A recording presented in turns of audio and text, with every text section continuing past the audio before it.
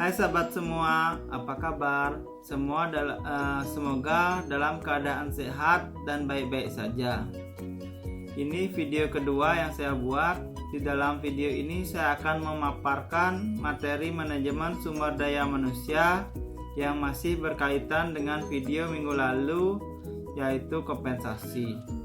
Video ini saya buat untuk tugas manajemen sumber daya manusia.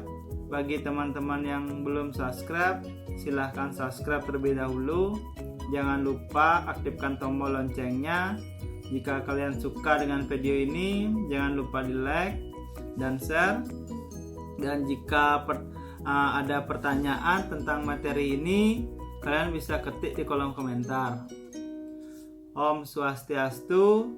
Assalamualaikum warahmatullahi wabarakatuh. Nama budaya, salam kebajikan, salam sejahtera bagi kita semua. Yang saya hormati Bapak Agus Ganesha Rahyuda, SE, MT, PhD, selaku dosen pengajar dan Dekan Fakultas Ekonomi dan Bisnis Universitas Udayana. Yang saya banggakan teman-teman manajemen Angkatan 43 Universitas Udayana. Perkenalkan, nama saya Iwayan Pugar Astawa. Saya Magister Manajemen Fakultas Ekonomi dan Bisnis Universitas Udayana, Angkatan 43. Di video ini saya akan memaparkan tentang kompensasi finansial secara tidak langsung. Untuk membantu saya dalam memaparkan materi ini, saya kembali menggunakan referensi buku Human Resource Management edisi ke-14 karya Erwani Mondi dan Joseph J. Marcio, penerbit Pearson. Seperti yang sudah dijelaskan sebelumnya, pemberian kompensasi finansial merupakan salah satu pelaksanaan fungsi manajemen sumber daya manusia yang berhubungan dengan pemberian penghargaan sebagai pertukaran dalam melakukan tugas di dalam perusahaan. Pemberian kompensasi finansial yang merupakan hal yang sangat penting dalam memajukan perusahaan. Para karyawan mau bekerja dengan baik karena memiliki tujuan, yaitu agar karyawan tersebut mendapatkan kompensasi yang layak untuk kehidupannya. Dengan adanya balas jasa yang adil dan layak diterima oleh karyawan, maka karyawan akan termotivasi untuk bekerja dengan sebaik-baiknya dan penuh tanggung jawab karena kebutuhannya terpenuhi. Kompensasi finansial ini dapat dibagi ke dalam bentuk-bentuk kompensasi langsung dan tidak langsung. Kompensasi finansial langsung terdiri dari gaji, upah, komisi, dan bonus. Sedangkan kompensasi finansial tidak langsung tidak disebut juga dengan tujuan meliputi semua imbalan finansial yang tidak tercangkup dalam kompensasi langsung. Nah, untuk membahas lebih jauh mengenai kompensasi finansial secara tidak langsung, maka pembahasan materi ini akan dibagi dalam 3. Yang pertama adalah apa sih yang bisa kita ketahui dalam memahami tentang kompensasi finansial tidak langsung ini. Terus yang kedua adalah apa saja jenis-jenis dan karakteristik dari kompensasi finansial secara tidak langsung ini. Yang ketiga, apa saja contoh dari jenis-jenis kompensasi finansial secara tidak langsung ini. Langsung saja, yang pertama adalah pemahaman kompensasi finansial secara tidak langsung. Sebenarnya apa sih yang membedakan antara kompensasi finansial langsung dan tidak langsung? Secara sederhana, yang membedakan hal tersebut adalah media pemberiannya. Jika kompensasi finansial langsung wujudnya adalah uang tunai, baik yang diberikan secara gaji, upah, komisi, bonus yang diberikan secara langsung oleh perusahaan tempat bekerja. Namun pada kompensasi finansial tidak langsung memang juga berwujud uang tunai yang dikeluarkan perusahaan, namun tidak diberikan secara langsung kepada karyawan. Mengapa demikian? Karena pemberiannya dilakukan melalui pihak ketiga atau dengan kata lain pihak luar yang dilakukan kerjasama dengan perusahaan. Kenapa perusahaan harus mengget pihak luar dalam perusahaan kompensasi finansial ini? Jadi karena perusahaan tentu tidak bisa berdiri sendiri dalam hal pengurusan semuanya. Setiap perusahaan punya kelebihan dan kekurangannya sendiri. Ini menjadi peluang bagi pihak luar yang punya spesifikasi terhadap hal atau kebutuhan yang tidak bisa dilakukan sebuah perusahaan. Mereka akan mewujudkan bagaimana keunggulan dan performanya sehingga perusahaan tertarik untuk bekerja sama. Nah, kerjasama ini akan menimbulkan simbolis mutualisme dari perusahaan tertentu, membantu sekali dalam perusahaan memberikan karyawan pada aspek kompensasi finansial. Dari pihak luar, selain dapat bekerja dalam pemenuhan kebutuhan perusahaan, juga dapat terinovasi dan meningkatkan kualitasnya sehingga meningkatkan citra baik di masyarakat. Kita ambil contoh perusahaan A yang bergerak di bidang penyediaan jasa konstruksi. Perusahaan ini tentu akan bekerja di luar lingkungan kantor dengan risiko kecelakaan kerja yang cukup tinggi. Perusahaan mempunyai dana yang memadai untuk menanggulangi risiko tersebut. Direncanakan dalam bentuk jaminan kecelakaan kerja, namun perusahaan tidak mengelolanya karena tidak mengetahui sistem dan alurnya. Sehingga perusahaan melakukan survei terhadap pihak luar atau perusahaan lain yang dapat melakukan hal tersebut.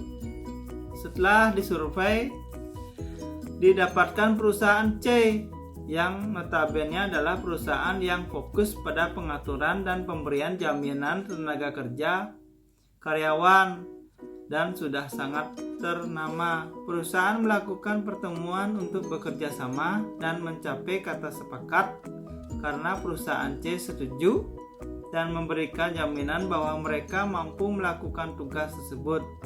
Sehingga selang beberapa waktu berjalan, kinerja perusahaan konstruksi ini menjadi lebih baik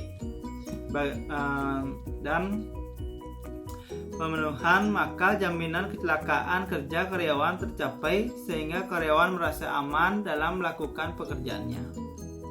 Nah, meskipun biaya yang dikeluarkan tentu meningkat, perusahaan akan tetap melakukan hal tersebut untuk menarik perhatian calon karyawan yang akan bekerja perusahaan tersebut dan untuk mempertahankan karyawan yang bekerja di perusahaan dengan kualitas tinggi.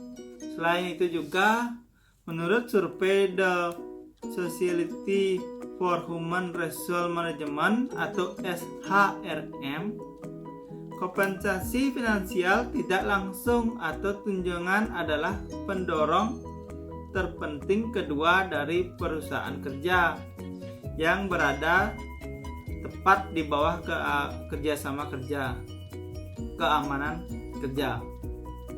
Nah, sudah jelas kan bagaimana kompensasi finansial tidak langsung itu mempengaruhi perusahaan dan pekerjaannya. Sekarang kita masuk ke selanjutnya, yaitu di sini yang kedua dan yang ketiga akan bergabung menjadi satu jenis, yaitu jenis dan karakteristik dari kompensasi finansial secara tidak langsung. Serta contohnya.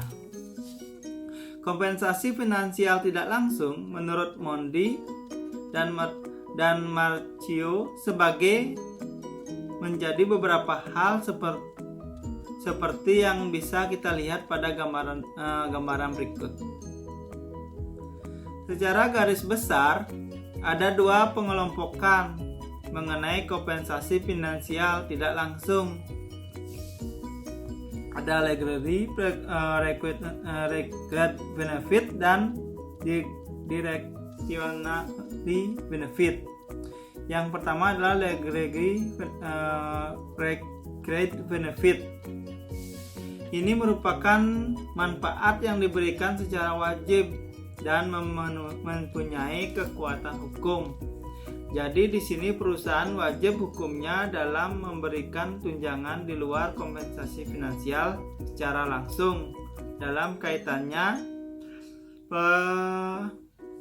pemenuhan kebutuhan karyawan itu sendiri. Di sini legally required benefit sebagai menjadi beberapa jenis, yaitu pertama adalah social security atau jaminan sosial. Kedua, employment compensation atau kompensasi untuk pengangguran. Ketiga, worker kompensasi atau kompensasi untuk pekerja. Keempat, family and medical level atau cuti keluarga dan medis. Kita bahas satu persatu. Ya, dari yang pertama yaitu dari social security atau jaminan sosial. Jaminan sosial merupakan salah satu bentuk perlindungan sosial yang diselenggarakan oleh negara untuk menjamin warga negaranya untuk memenuhi kebutuhan hidup dasar yang layak, sebagaimana yang diutamakan dalam redaksi PBB tentang HAM atau tahun 1948 dan Konvensi ILO nomor 102 tahun 1952. Fokus utama adalah sebuah bidang dari kesejahteraan sosial yang memperhatikan perlindungan sosial atau perlindungan terhadap kondisi yang diketahui sosial, termasuk kemiskinan, usai lanjut, kecacatan, pengangguran, keuangan, dan anak-anak dan lain-lain. Nah, jenis jaminan sosial ini dapat dibagi lagi ke dalam beberapa bagian, yaitu pertama, jaminan kecelakaan penumpang. Asuransi ini memberikan perlindungan pada masyarakat, terutama pengguna kendaraan umum baik melalui darat ataupun udara. Di Indonesia, lembaga yang menangani asuransi kecelakaan penumpang adalah Jasara Harja. Hal tersebut sudah diatur dalam Undang-Undang Nomor 33 tahun 1964 tentang dana pertanggungjawaban pertanggungan wajib kecelakaan dan Undang-Undang Nomor 34 tahun 1964 tentang dana kecelakaan lalu lintas. Dari undang-undang tersebut, setiap orang mengalami kecelakaan baik di darat maupun di udara, darat, laut maupun udara, berhak menerima jaminan dari badan kecelakaan penyelenggaraan, yaitu Jasara Harja. Asuransi ini memberikan perlindungan pada masyarakat atas timbulnya gangguan kesehatan. Biaya yang ditanggung adalah untuk berobat, jalan maupun rawat inap. Layanan ini memberikan perlindungan jaminan hari tua bagi para pekerja yang telah mencapai usia tertentu atau sudah bekerja pada masa tertentu. Sebagai contoh adalah pekerja yang sudah bekerja 10 tahun. Suatu perusahaan ketika dia mengundurkan diri dari sebuah perusahaan, dirinya bisa mendapatkan manfaat dari uang jaminan hari tua yang dimilikinya. Di Indonesia, jaminan hari tua sekarang dikelola oleh BPJS Ketenagakerjaan. Khusus bagi pegawai negeri sipil PNS masih dikelola oleh PT Taspen, dan untuk anggota TNI dikelola oleh PT Asabri. Ketiga, jaminan kematian. Layanan ini merupakan jaminan yang diselenggarakan dengan tujuan untuk memberikan santunan kematian yang dibayarkan kepada ahli waris peserta yang meninggal dunia. Di Indonesia saat ini, jaminan kematian ini ditanggung oleh BPJS Ketenagakerjaan. Keempat, jaminan kecelakaan kerja. Program Jaminan Kecelakaan Kerja disingkat JKK adalah suatu program pemerintah dan pemberi tenaga kerja dengan tujuan memberikan kepastian jaminan pelayanan dan santunan apabila tenaga kerja mengalami kecelakaan saat menunaikan tugas pekerjaan sebagaimana berbagai penyakit yang berhubungan dengan pekerjaan.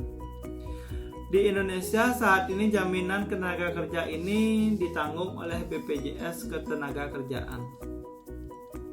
Jaminan kesejahteraan adalah program selanjutnya adalah jaminan kesejahteraan.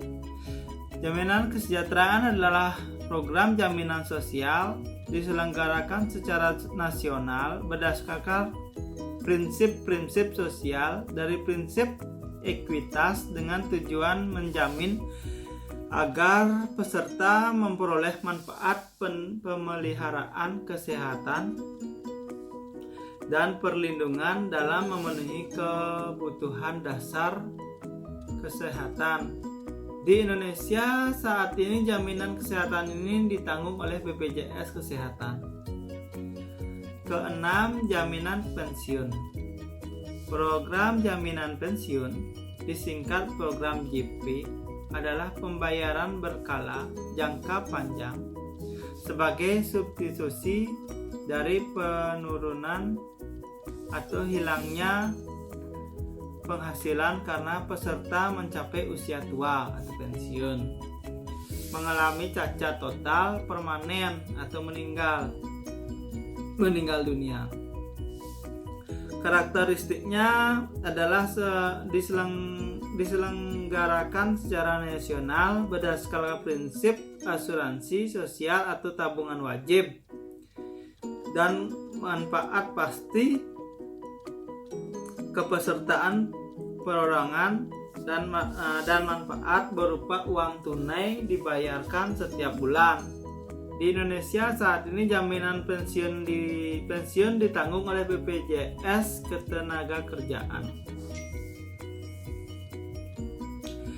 Masuk dengan ke jenis yang kedua, employment kompensasi atau kompensasi untuk pengangguran. Employment kompensasi di sini diartikan sebagai program pemberian tunjangan yang tujuannya adalah memberikan waktu kepada pekerja penganggur untuk menemukan pekerjaan baru serta dengan hilang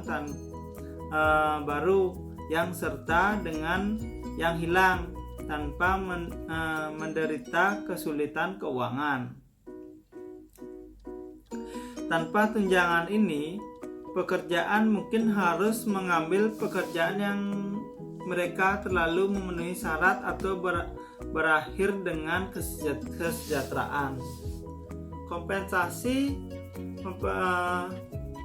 pengangguran juga berfungsi untuk mempertahankan pengeluaran konsumen selama periode penyesuaian ekonomi.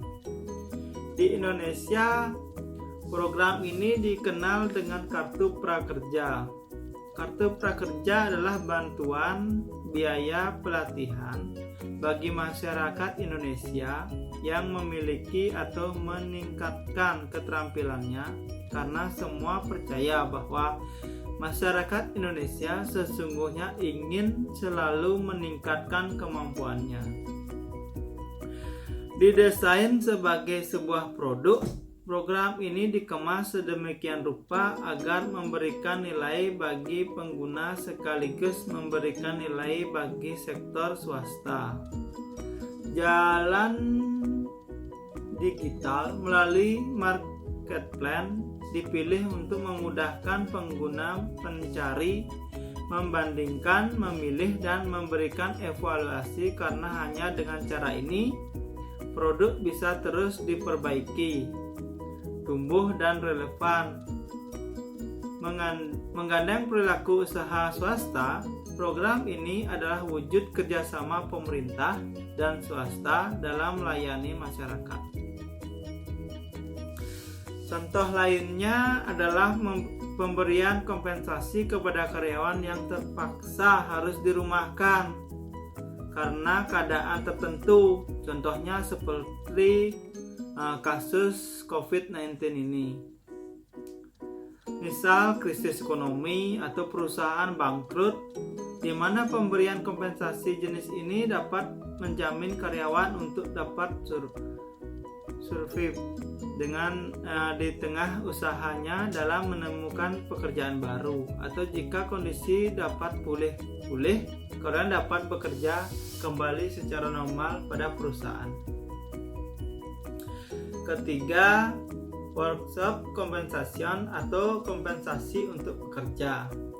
Kompensasi pekerja memberikan tingkat perlindungan finansial bagi karyawan yang mengeluarkan biaya akibat kecelakaan penyakit terkait pekerjaan dalam bentuk pertanggungan biaya rehabilitasi dan penggantian pendapatan sementara atau permanen, sebagian berdasarkan tingkat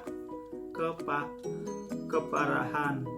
Contoh yang bisa kita ambil adalah asuransi. Asuransi merupakan suatu lembaga keuangan karena melalui asuransi dapat dihimpun dana besar yang dapat digunakan untuk membiayai pembangunan di samping bermanfaat bagi masyarakat yang berpartisipasi dalam bisnis asuransi, serta asuransi bertujuan memberikan perlindungan atau proteksi atas kerugian keuangan finansial loss yang ditimbulkan oleh peristiwa yang tidak diduga sebelumnya. Selain itu, contoh jaminan sosial seperti yang sudah dijelaskan sebelumnya. Nah, pemberian asuransi atau jaminan sosial kepada karyawan ini sebagai pertanggungan biaya bagi karyawan yang mengeluarkan biaya secara pribadi saat mengeluarkan penanganan ketika terjadi kecelakaan kerja atau mengalami sakit pada saat bekerja.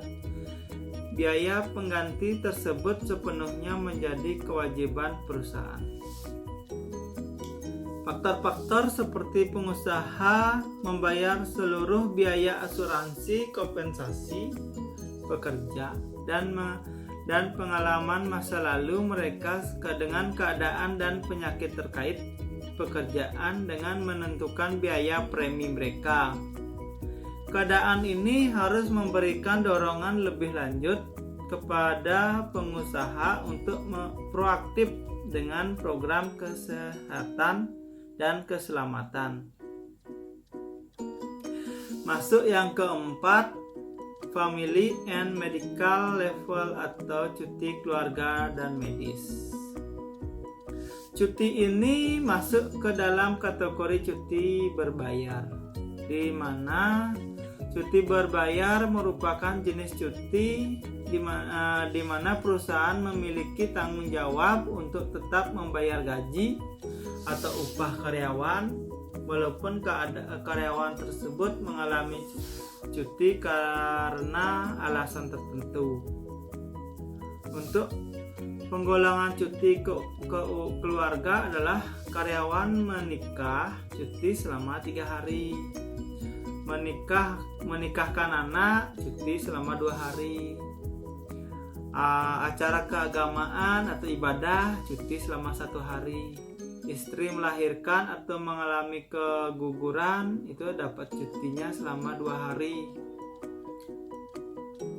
Dan keluarga inti, suami, istri, orang tua, mertua, anak, menantu meninggal dunia, itu cutinya selama 2 hari.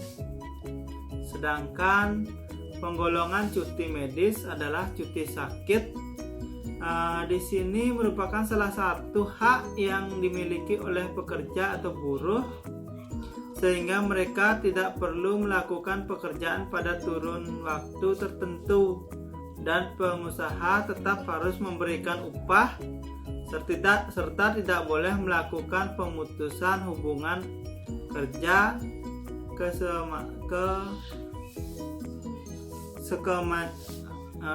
hubungan kerja adalah untuk 4 bulan pertama dibayar 100% upah dari upah. Untuk 4 bulan kedua dibayar 75% dari upah. Untuk 4 bulan ketiga dibayar 50% dari upah. Dan untuk bulan selanjutnya dibayar 20% dari upah sebelum memutuskan hubungan kerja dilakukan oleh perusahaan. Cuti karena haid menstruasi berlaku 2 hari. Cuti karena mengandung atau hamil, waktu cuti itu 1,5 bulan sebelum melahirkan dan 1,5 bulan setelah melahirkan. Jadi cuti hamil itu dapat cuti selama 3 bulan. Itu tadi mengenai legal required benefit yang terbagi menjadi beberapa jenis. Kita masuk ke garis besar kedua, yaitu discretionary benefit atau tunjangan diskresioner. Adalah tunjangan yang tidak terkait kepada target pencapaian formal, atau dengan kata lain bonus yang diberikan ke karyawan tergantung pada kebijakan perusahaan itu sendiri. Di sini terbagi menjadi beberapa jenis, yaitu pertama paid time off atau gaji cuti. Kedua, health layanan kesehatan. Ketiga, life insurance atau asuransi jiwa. Keempat, retirement plan atau rencana pensiun. Kelima, employee stock option atau rencana kepemilikan saham karyawan. Keenam, employee service atau layanan karyawan. Ketujuh, premium pay atau pembayaran premium atau ekstra. Kita mulai dari yang pertama, yaitu paid time off atau gaji cuti, yaitu sebuah kebijakan yang menyediakan bayaran kepada karyawan yang jatuh sakit, liburan, dan menjalani kegiatan pribadi yang boleh dipakai sebagai peningkatan kebutuhan atau keinginan. Kebijakan tersebut biasanya diberikan di Amerika Serikat, di mana tidak ada persyaratan hukum federal untuk jumlah minimal dari bayaran hari-hari liburan. Dalam memberikan pembayaran untuk waktu yang tingkat bekerja, pengusaha mengakui bahwa karyawan memerlukan waktu di luar waktu pekerjaan untuk berbagi keperluan. Dibahas di bagian berikut adalah pembayaran untuk cuti liburan, pembayaran untuk cuti sakit, cuti panjang, dan bentuk cuti lainnya. Pertama, cuti liburan. Waktu liburan melayani tujuan kompensasi yang penting. Misalnya liburan berbayar membantu pekerja menjadi lebih kreatif dan produktif, mengurangi stres, mendekatkan keluarga dan teman, meningkatkan kinerja pekerjaan. Mereka juga dapat mendorong karyawan untuk tetap bersama perusahaan. Waktu liburan berbayar biasanya meningkat seiring dengan senioritas. Misalnya karyawan dengan masa waktu kerja 1 tahun mungkin menerima 2 minggu, bekerja dengan 10 tahun 3 minggu, dan bekerja 15 tahun 4 minggu. Kedua itu cuti panjang atau sementara.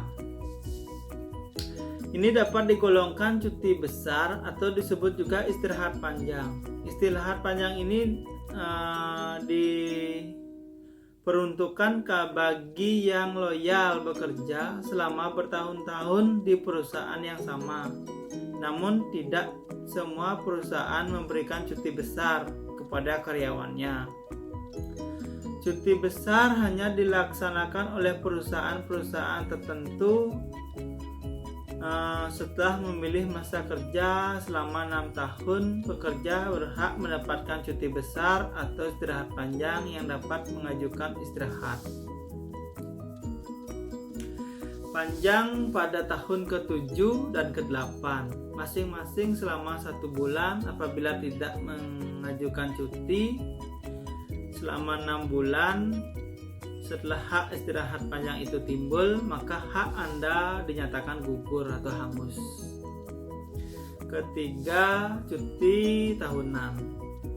Cuti tahunan merupakan waktu cuti yang diberikan kepada tenaga kerja oleh instansi yang dapat digunakan sesuai kondisi dan keperluan tenaga kerja. Setiap tenaga kerja berhak mendapatkan 1 hari cuti dalam sebulan atau 12 hari selama 1 tahun. Namun instansi atau perusahaan berwenang juga untuk menolak permintaan cuti dari tenaga kerja yang belum genap 1 tahun bekerja. Apabila perusahaan bersedia memberikan izin cuti, hal ini disebut sebagai cuti di luar tanggungan. Dan instansi atau perusahaan dapat memotong gaji tenaga kerja tersebut secara pro rata sesuai dengan jumlah ketidakhadirannya. Namun itu balik lagi ke perusahaan, karena setiap perusahaan punya regulasi cuti tahunan yang berbeda. Kedua, healthcare atau layanan perawatan kesehatan. Perawatan kesehatan merupakan barang paling mahal dalam paket tunjangan. Karyawan bahkan menurut penelitian dari Kaiser Family Foundation Amerika Serikat mengatakan lebih banyak per kapita untuk perawatan kesehatan daripada negara lain. Beberapa perusahaan telah mengurangi atau menghapus kenaikan gaji atau bonus atau keduanya untuk memberikan tunjangan kesehatan semakin mahal bagi karyawan. Adapun jenis-jenis diantaranya adalah paket biaya layanan. Perlindungan asuransi untuk 3 jenis biaya medis, biaya rumah sakit, biaya bedah, dan biaya dokter. Rencana perawatan terkelola. Pemberian layanan kesehatan menerapkan pengendalian biaya dengan membatasi pilihan dokter dengan rumah sakit karyawan. Rencana ini juga memberikan perlindungan terhadap biaya perawatan kesehatan dalam bentuk pembayaran di muka kepada penyedia layanan kesehatan, misalnya kemitraan perusahaan dengan rumah sakit tertentu untuk memberikan layanan khusus atau keringanan biaya jika berobat di rumah sakit tersebut. Paket asuransi khusus. Pengusaha sering menggunakan paket asuransi terpisah untuk memberikan jenis manfaat tertentu dan sering disebut sebagai paket asuransi khusus. Misalnya, ada perusahaan yang memberikan jaminan kesehatan khusus yang berbeda dengan jaminan kesehatan biasa yang diberikan kepada karyawan yang bekerja bersinggungan dengan bahan industri berbahaya. Perawatan kesehatan yang digerakkan oleh konsumen mengacu pada tujuan membantu perusahaan mempertahankan kendali atas biaya sementara, juga memungkinkan karyawan untuk membuat pilihan yang lebih besar. Tentu penawaran kesehatan, jadi karyawan dapat mengusulkan layanan kesehatan apa yang bisa didapatkan selama bekerja di perusahaan, entah itu medical check up, cek kesehatan tensi dan gula, atau lain-lain. Ketiga adalah lab insurance atau asuransi jiwa. Asuransi jiwa yang disponsori oleh perusahaan melindungi keluarga karyawan dengan membayar jumlah tertentu setelah kematian karyawan. Rencana ini sering termasuk kematian karena kecelakaan dan klaim potongan yang membayar manfaat tambahan jika kematian adalah akibat dari kecelakaan atau jika karyawan mengalami kehilangan anggota tubuh yang tidak disengaja. Ada dua dari rencana asuransi jiwa yang lebih umum adalah asuransi jiwa berjangka dan keseluruhan kehidupan. Asuransi jiwa berjangka memberikan perlindungan kepada penerima manfaat karyawan hanya selama periode terbatas berdasarkan jumlah tertentu yang tunduk yang pada usia maksimum. Setelah itu asuransi otomatis berakhir. Sedangkan asuransi seutuhnya membayar sejumlah penerima manfaat yang ditunjukkan dari karyawan yang meninggal, tetapi tidak seperti kebiasaan seumur hidup. Rencana seumur hidup tidak berakhir sampai pembayaran dilakukan kepada penerima manfaat. Kompensasi pekerja pelindungan karyawan dari kecelakaan dan penyakit terkait pekerjaan, namun beberapa perusahaan penyediaan perlindungan tambahan yang lebih komprehensif cacat jangka panjang memberikan manfaat bulanan kepada karyawan yang karena sakit atau cedera tidak dapat bekerja dalam waktu lama. Keempat, retirement plan atau rencana pensiun.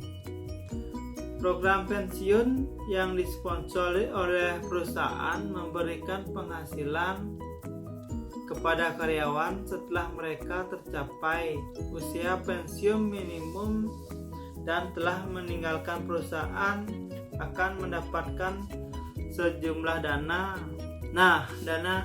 Dana pensiun adalah hak seseorang untuk memperoleh penghasilan sekian tahun dan sudah memasuki usia pensiun atau sebab-sebab lain sesuai dengan perjanjian yang telah ditetapkan, di mana tujuannya adalah memberikan penghargaan kepada para karyawan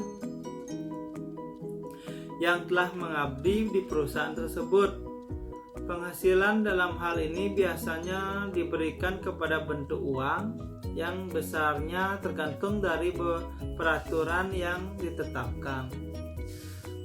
Pemberian dana pensiun kepada para karyawan bukan saja hanya memberikan kepastian penghasilan di masa depan, tetapi juga ikut memberikan motivasi bagi karyawan untuk lebih giat bekerja. Dengan memberikan program jasa pensiun pada karyawan, merasa aman, terutama bagi mereka yang menganggap pada usia pensiun sudah tidak produktif lagi. Adapun jenis-jenisnya adalah pertama, program imbalan pasti. Program pensiun manfaat pasti merupakan program pensiun yang besar manfaat pensiun ditetapkan dalam peraturan dana pensiun seluruh perusahaan. Beban karyawan yang dipotong gajinya dari gajinya. Program ini dikaitkan dengan masa kerja dengan besar penghasilan kita untuk menentukan besarnya uang pensiun. Kedua, rencana kontribusi pasti. Program yang besarnya manfaat pensiun tergantung dari hasil pengembangan kekayaan dana pensiun. Iuran ditanggung bersama oleh karyawan dan perusahaan pemberi kerja. Program pensiun ini terdiri dari money purchase plan, profit sharing, dan saving plan, di mana besarnya uang pensiun berdasarkan pada iuran yang dibayarkan pekerja dan perusahaan pemberi kerja. Kelima, employee stock option plan atau rencana kepemilikan saham karyawan. SOP atau Employee Stock Option Plan adalah program pemberi hak kepada karyawan atas kepemilikan saham. Program kepemilikan saham perusahaan di Indonesia dikenal sebagai sebutan program kepemilikan saham bagi karyawan. Program kepemilikan saham perusahaan dengan ESOP pertama kali di Amerika Serikat tahun 1950-an. Program kepemilikan saham perusahaan dengan ESOP dilakukan dalam beberapa cara, antara lain perusahaan memberikan saham secara cuma-cuma kepada karyawan, menjual saham perusahaan kepada karyawan umumnya dengan harga diskon, dan memberikan opsi kepada karyawan untuk membeli saham perusahaan pada periode tertentu dan pada harga tertentu.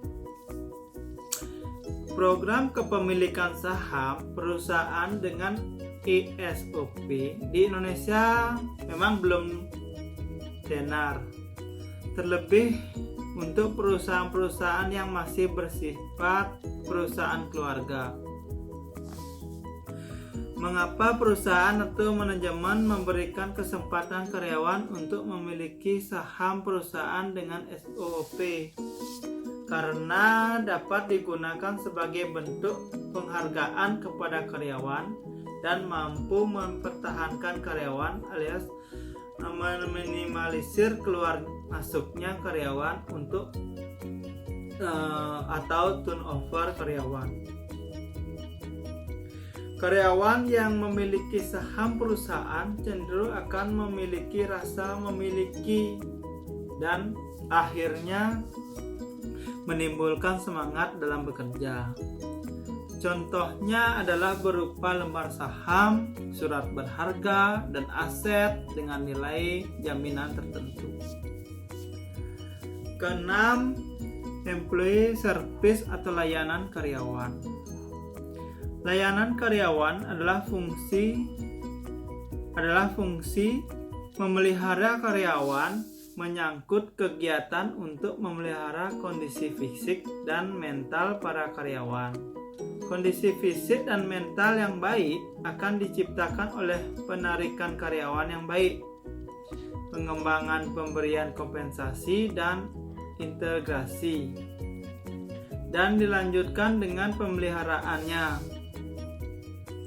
Di samping itu, kita perlu memberikan perhatian khusus terhadap usaha-usaha untuk memelihara kesehatan dan sikap karyawan. Program keselamatan dan kesehatan kerja dimaksudkan untuk memelihara kondisi fisik karyawan Sedangkan program pelayanan karyawan membantu memelihara semangat moral karyawan. Banyak istilah-istilah yang dipergunakan untuk program-program pelayanan karyawan akan menggunakan istilah jaminan sosial, program kesejahteraan karyawan, dan sebagainya. Nah, ini merupakan elemen yang paling khas yang biasanya menjadi ciri khas suatu perusahaan itu sendiri. Meningkatkan perhatian pengusaha terhadap masalah kesejahteraan karyawan dikarenakan faktor-faktor sebagai berikut. Perusahaan, sikap para karyawan yang disebabkan terutama oleh makin meningkatnya taraf pendidikan mereka, pemerintah, permintaan dari organisasi buruh, permintaan dari pemerintah yang diwujudkan dalam bentuk undang-undang atau peraturan-peraturan. Perusahaan yang semakin ketat mengakibatkan para pengusaha harus berusaha untuk memperhatikan berbagai jaminan agar para karyawan betah. Adanya pengawasan terhadap tingkat upah, terutama dari asosiasi pada pengusaha untuk mencegah persaingan dalam hal pemberian upah. Manfaat yang diperoleh dari diselenggarakannya program kesejahteraan karyawan adalah penarikan tenaga kerja yang lebih efektif, perbaikan semangat dan kesetiaan karyawan, penurunan tingkat absensi perputaran tenaga kerja, perbaikan hubungan masyarakat, pengurangan pengaruh organisasi buruh baik yang telah ada maupun yang potensial, pengurangan campuran tenaga pemerintah dalam organisasi. Adapun contoh dari pemberian layanan karyawan adalah penyediaan kantin atau kafetaria untuk konsumsi pekerja, beasiswa pendidikan yang diberikan untuk tanggungan perumahan, pemberian rumah dinas bagi karyawan, pengembangan karir itu berupa seminar, pelatihan, pendidikan, terus komunikasi karyawan, adanya perkumpulan yang mempererat hubungan antara rekan kerja di kantor dengan kantor cabang misalkan. Terus fasilitas pembelian bisa berupa kerjasama dengan toko atau adanya kompensasi kantor. Terus fasilitas kesejahteraan meliputi klinik, layanan cek kesehatan, terus cek tensi, obat, apotek, terus creative space, tempat karyawan bebas berekspresi, baik itu secara kantor formal, informal, keadaan operasional untuk kemudahan mobilitas dalam kegiatan kantor, ruang kerja yang nyaman, yang sesuai standar, serta mampu memudahkan mobilitas pekerja, gedung operasional tempat karyawan bekerja dengan nyaman dan aman, fasilitas parkir khusus karyawan, memudahkan karyawan memarkir kendaraannya dan aman tentunya, membership untuk tempat tertentu dengan kerjasama konseling, pelayanan untuk karyawan bercerita atau berbagi unek-unek untuk membagi solusi, kemudahan administrasi, pembayaran, penerimaan yang dipermudah tanpa proses yang ribet, mungkin kredit lunak gitu. Terus ya rekreasi. Nah, rekreasi juga penting buat karyawan, adalah fasilitas kerja lain yang bisa membuat karyawan makin produktif adalah fasilitas yang bisa digunakan untuk kegiatan rekreasi, misalnya fasilitas nge-gym agar karyawan bisa tetap memiliki gaya hidup yang lebih sehat meski sibuk bekerja. Fasilitas permainan game gitu. Terus kafetaria dengan gaya modern ala kafe kekinian dan berbagai macam fasilitas rekreasi lainnya yang bisa digunakan bebas oleh karyawan selama mereka bisa terselesaikan tepat waktu dan hasilnya pun bagus. Dan masih banyak lagi tergantung kebijakan perusahaan. Misalnya liburan gitu akhir tahun, dan masih banyak lagi. Dan terakhir atau ketujuh, premium play atau pembayaran premium ekstra. Pembayaran jenis ini mengacu pada upah lebih tinggi yang diberikan kepada karyawan yang bekerja dengan jam kerja yang kurang diinginkan. Ini termasuk hari libur, akhir pekan, hari libur ataupun lebih dari jam kerja perusahaan normalnya dalam sehari. Misalnya karyawan yang bekerja di luar hari jam kerja atau kantor akan mendapatkan pembayaran lebih, atau juga tunjangan hari raya THR untuk pelayanan hari besar nasional atau hari besar keagamaan. Pembayaran jenis ini juga mengacu pada tingkat kesulitan atau berbahayanya pekerjaan itu dilakukan. Misalnya pencuci jendela untuk gedung pencakar langit di kota besar mungkin penerima kompensasi tambahan karena kondisi kerja yang berbahaya. Pilot militer mendapatkan uang ekstra dalam bentuk gaji, penerbangan, dan uang tempur karena risiko yang terlibat dalam pekerjaan.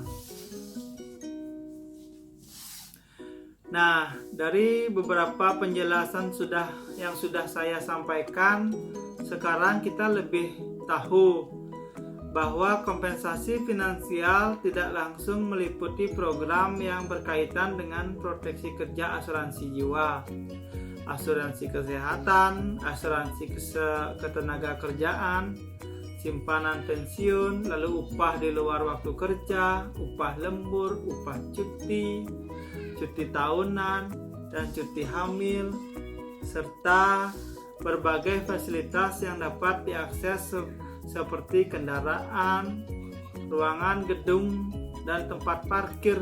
Jadi, kompensasi mempunyai tujuan yang sangat penting bagi perkembangan suatu perusahaan, karena tanpa adanya kompensasi perusahaan tersebut tidak akan berkembang. Baiklah, demikian penjelasan dari saya mengenai indirect financial compensation yang bisa disebut employee benefit atau kompensasi finansial secara tidak langsung. Jangan lupa untuk memberikan pertanyaan mengenai materi ini di kolom komentar, yang nanti pertanyaan tersebut akan saya jawab juga di sana. Semoga pemaparan ini bermanfaat bagi kita semua. Mohon maaf dalam menyampaikan ada yang kurang jelas atau salah. Mohon kritik dan sarannya. Demikianlah pembahasan dari saya tentang kompensasi. Jika ada salah ucap, tidak baik yang saya sengaja maupun tidak, saya mohon maaf yang sebesar-besarnya. Akhir kata dari saya ucapkan terima kasih dan pengenjali umat. Om Santi Santi Santi Om. Assalamualaikum warahmatullahi wabarakatuh. Nama budaya, salam kebajikan, salam sejahtera bagi kita semua. Sampai ketemu dengan video selanjutnya. See you.